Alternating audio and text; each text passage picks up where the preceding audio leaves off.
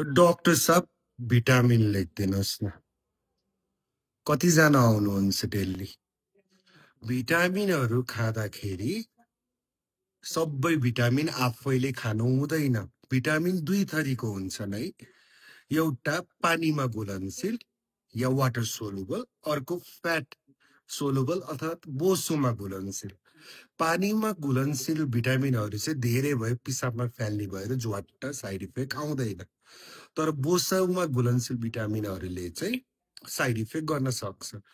यी चारवटा vitamin A, D, ई र के चाहिँ बोसोमा घुलनशील हुन्छ। अत्याधिक मात्रामा खाँदाखेरि साइड इफेक्ट आउन सक्छ। भिटामिन ए आँखाको लागि, छालाको लागि, दिमागको लागि एकदमै इम्पोर्टेन्ट छ। तर धेरै खाँदाखेरि भने त्यसले पोइजनिङ ल्याउन सक्छ र खास गरी गर्भावस्थामा ओभरडोज भयो भने बच्चालाई पनि नराम्रो गर्न सक्छ।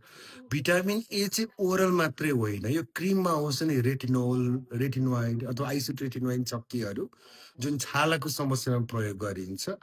बच्चा पाउने सोच भएको मान्छेहरूले प्रयोग गर्नु हुँदैन। यो सँगै भिटामिन डी प्रायः जसो घाममा बस्ने आउँछ।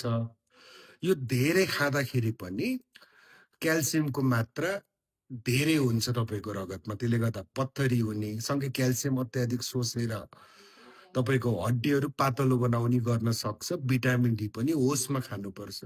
भिटामिन ईलाई चाहिँ एन्टिअक्सिडेन्ट अथवा शरीरको नराम्रो प्रक्रिया कम गर्ने पपुलर देखिन्छ। तर त्यो पनि अत्याधिक मात्रामा खाँदाखेरि चाहिँ खास गरी मुटुको रोगीहरू के जसले ब्लड पातलो गर्ने औषधि खाइरहेछन् उनीहरूलाई अप्ठ्यारो पर्न सक्छ।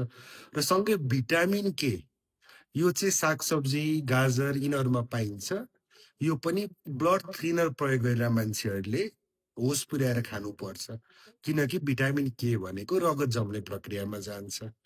याद सजिलोको लागि वाटर सोलुबल भिटामिनमा साइड इफेक्टको चान्स कम छ, होस पुर्याएर खाऊ। बोसोमा घुलनशील ए, डी, ई र के चाहिँ बिना चिकित्सकको सल्लाह नखाऊ। धन्यवाद।